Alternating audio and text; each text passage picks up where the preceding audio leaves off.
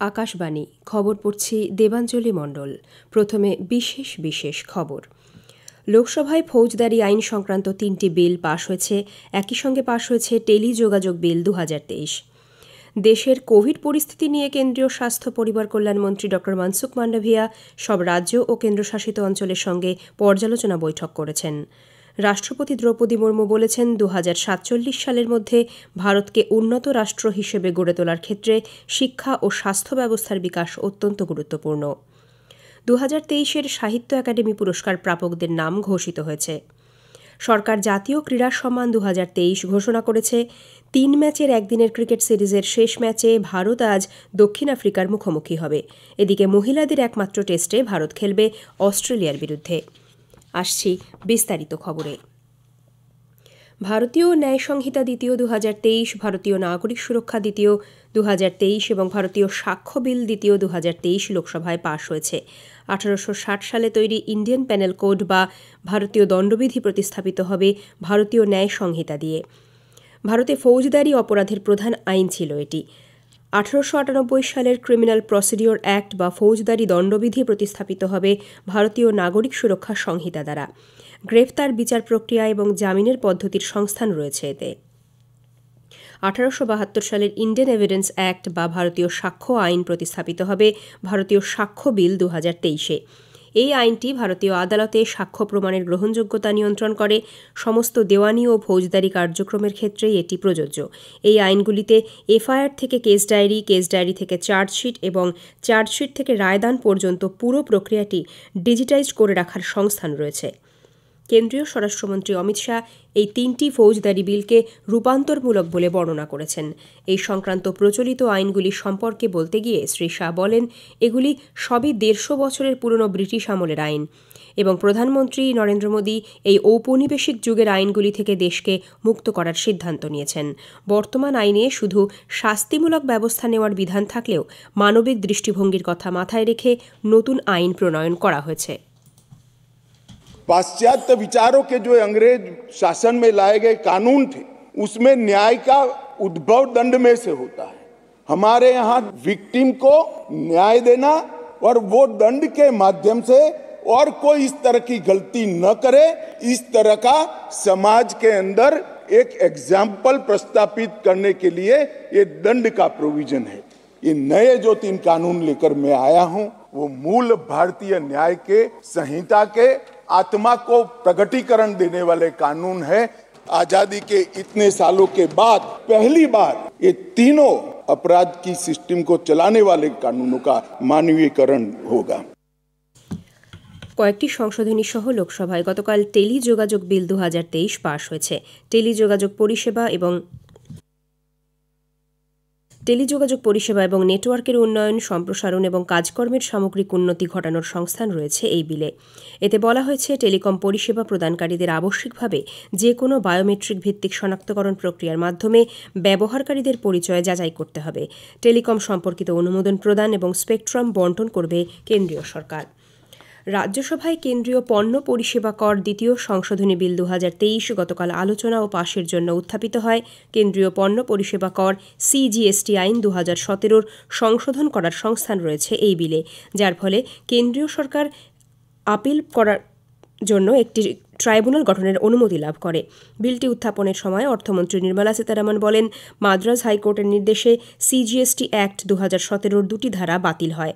ফলে 2019 সালে GST appellate tribunal গঠনের পর বিলটি পুনরায় সংশোধনের জন্য সংসদে আনা হল। দেশে কোভিড পরিস্থিতি নিয়ে কেন্দ্রীয় স্বাস্থ্য পরিবার কল্যাণমন্ত্রী ড মনসুখ মান্ডাভিয়া সব রাজ্য ও কেন্দ্রশাসিত অঞ্চলের সঙ্গে এক পর্যালোচনা বৈঠক করেছেন। ইনফ্লুয়েঞ্জার মতো অসুস্থতা, শ্বাসযন্ত্রের গুরুতর সমস্যা, শ্বাসকষ্টের মতো কোভিড-19-এর বিভিন্ন অসুখ নিয়ে বৈঠকে আলোচনা হয়েছে। গতকালের এই বৈঠকে কেন্দ্রীয় স্বাস্থ্যমন্ত্রী বলেন, আতঙ্কিত না হয়ে সকলকে সতর্ক থাকতে পরামর্শ দেওয়া হয়েছে। হাসপাতালের প্রস্তুতি, নজরদারি বৃদ্ধি, মানুষের সঙ্গে কার্যকর যোগাযোগের পাশাপাশি মক ড্রিলের ওপর তিনি জোর দেন। মহারাষ্ট্রে JN1 ভ্যারিয়েন্টে আক্রান্ত কোভিড রোগীর সন্ধান মিলেছে বলে রাজ্য স্বাস্থ্য দপ্তর জানিয়েছে। 41 বছরের ওই ব্যক্তি সিন্ধুদুর্গ জেলার বাসিন্দা। ইতোমধ্যেই রাজ্য জুড়ে রোগ মোকাবিলায় নজরদারি বাড়ানো হয়েছে, হাসপাতালগুলিকে তৈরি থাকতে বলা হয়েছে। মহারাষ্ট্রে নতুন করে 11 জন কোভিড আক্রান্তের খোঁজ মিলেছে। উল্লেখ্য, সম্প্রতি বিশ্ব স্বাস্থ্য সংগঠন হু এই JN.1 ভ্যারিয়েন্টকে দ্রুত সংক্রমণশীল বলে চিহ্নিত করে, তবে জনস্বাস্থ্যে এর ঝুঁকি খানিকটা কম বলেও জানায় তারা।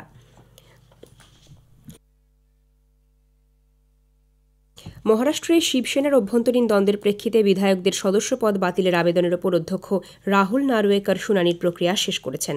একনাথ শিন্ডে গোষ্ঠীর তরফে বরিষ্ঠ আইনজীবী মহেশ জেঠমালানি এবং উদ্ধব ঠাকরে গোষ্ঠীর তরফে দেবদত্ত কামাত নিজেদের বক্তব্য রাখেন।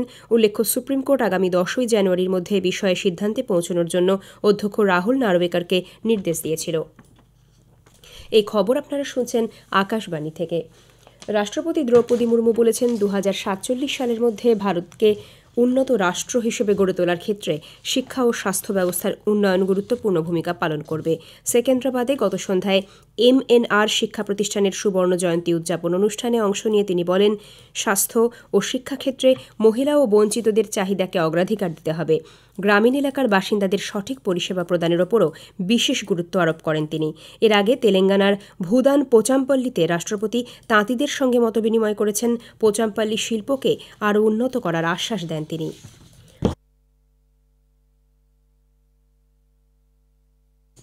কয়লামন্ত্রী প্রহ্লাদ যোশী গতকাল নতুন দিল্লিতে 9ম দফার বাণিজ্যিক কয়লা খনি নিলামের সূচনা করেছেন।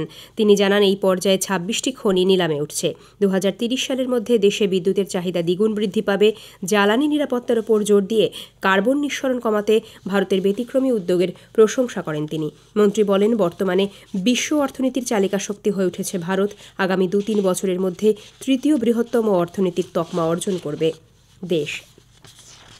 মিজোরামে একটি পাথর খাদানে ধস নামার ঘটনায় 3 শ্রমিক আটকে পড়েছেন বলে জানা গেছে। 3 জনের মৃত্যুর আশঙ্কা করা হচ্ছে। মামিত জেলার অন্তর্গত পুকজিং সেক্টরের জাথাঙ্গায় পাথর খাদানে দুর্ঘটনাটি ঘটে। জেলা প্রশাসন সূত্রে খবর, SLP কোম্পানি নামে এক প্রতিষ্ঠানের কর্মচারী 3 শ্রমিক এক্সকাভেটর নিয়ে পাথর খাদানে নামেন। হঠাৎই সেখানে ধস নামলে আটকে পড়েন এক্সকাভেটরের চালক এবং 2 শ্রমিক। ধ্বংসস্তূপ সরিয়ে শ্রমিকদের উদ্ধারের কাজ চলেছে। বন্যাবিধ্বস্ত তামিলনাড়ুতে ত্রাণ ও উদ্ধারের কাজ জোরকদমে চলেছে। যুদ্ধকালীন তৎপরতায় হেলিকপ্টার, নৌকো এবং অন্যান্যভাবে আটকে পড়া মানুষদের উদ্ধার ও বন্যার জল বের করা হচ্ছে। মাদ্রাজ রেজিমেন্ট থেকে ভারতীয় সেনার একটি দল কারুঙ্গুলাম এবং আদিনাঞ্চল্লুর পৌঁছেছে। গত 3 দিনে এই প্রথমবার বাসিন্দাদের কাছে খাবারের প্যাকেট পৌঁছে দেওয়া সম্ভব হয়েছে। তুতিকোরিনের পরিস্থিতি সবচেয়ে খারাপ। গাছে আশ্রয় নেওয়া 17 জনকে উদ্ধার করা সম্ভব হয়েছে। 2023-এর সাহিত্য একাডেমি পুরস্কার প্রাপকদের নাম ঘোষিত হয়েছে। 24টি ভাষায় লেখকেরা এই সম্মান পেলেন। এর মধ্যে 9টি কবিতার বই, 6টি উপন্যাস, 5টি ছোট গল্প সংগ্রহ, 3টি প্রবন্ধ এবং একটি ক্ষেত্রে সাহিত্যমূলক অধ্যয়নের জন্য এই পুরস্কার দেওয়া হলো। উপন্যাসের জন্য তামিল লেখক রাজাশেখরন নির্ভাজি পাদৌম, বাংলা উপন্যাস জলের ওপর পানির জন্য স্বপ্নময় চক্রবর্তী পেয়েছেন সাহিত্য একাডেমি পুরস্কার। তেলুগু লেখক পতঞ্জলি শাস্ত্রী তাঁর ছোট গল্প সংগ্রহ এবং মালায়ালি সাহিত্যিক EV রামাকৃষ্ণন তাঁর সাহিত্যমূলক অধ্যয়নের জন্য এই পুরস্কার পেলেন। ছোট গল্প বিভাগে অসমীয়া ভাষার জন্য প্রণব জ্যোতি ডেকা, বোরো ভাষায় নন্দেশ্বর দৈমারি এবং সাঁওতালিতে তারাসিন বাসকে অনন্য এই সম্মান পেয়েছেন। পুরস্কার প্রাপকদের তাম্রফলক, শাল এবং পুরস্কার মূল্য বাবদ 1 লক্ষ টাকা দেওয়া হবে। আগামী বছরের 12ই মার্চ পুরস্কার প্রাপকদের হাতে তুলে দেওয়া হবে। প্রধানমন্ত্রী নরেন্দ্র মোদী কুয়েতের আমির হিসেবে দায়িত্বভার গ্রহণের জন্য শেখ মেশাল আল আহমাদ আল জাবের আল সাবাকে শুভেচ্ছা জানিয়েছেন। এক টুইট বার্তায় শ্রী মোদী লেখেন, আগামী বছরগুলিতে ভারত ও কুয়েতের মধ্যে দ্বিপাক্ষিক সম্পর্ক যে আরও জোরদার হবে সে ব্যাপারে তিনি আশাবাদী। পার্লের বোল্যান্ড পার্কে 3 ম্যাচের একদিনের ক্রিকেট সিরিজের শেষ ম্যাচে ভারত আজ দক্ষিণ আফ্রিকার মুখোমুখি হবে। খেলা শুরু হবে ভারতীয় সময় বিকেল 4:30। এদিকে মুম্বাইয়ের ওয়াংখেড়ে স্টেডিয়ামে আজ মহিলাদের একমাত্র টেস্টে ভারত অস্ট্রেলিয়ার বিরুদ্ধে খেলবে। খেলা শুরু সকাল 9:30টায়। জাতীয় ক্রীড়া সম্মান 2023 ঘোষিত হয়েছে। মেজর ধ্যানচাঁদ খেলরত্ন পুরস্কার পাচ্ছেন ব্যাডমিন্টন জুটি চিরাগ শেট্টি, সাত্বিক সাইরাজ, রাঙ্কিরেড্ডি। এবার অর্জুন পুরস্কার পাচ্ছেন 26 জন ক্রীড়াবিদ। শেষ করার আগে খবরের বিশেষ কিছু অংশ আরও একবার। লোকসভায় ফৌজদারি আইন সংক্রান্ত 3টি বিল পাশ হয়েছে। একই সঙ্গে পাশ হয়েছে টেলিযোগাযোগ বিল 2023। দেশের কোভিড পরিস্থিতি নিয়ে কেন্দ্রীয় স্বাস্থ্য পরিবার কল্যাণমন্ত্রী ডক্টর মনসুখ মান্ডাভিয়া সব রাজ্য ও কেন্দ্রশাসিত অঞ্চলের সঙ্গে পর্যালোচনা বৈঠক করেছেন। 2023-এর সাহিত্য একাডেমি পুরস্কার প্রাপকদের নাম ঘোষিত হয়েছে। খবর শেষ হলো।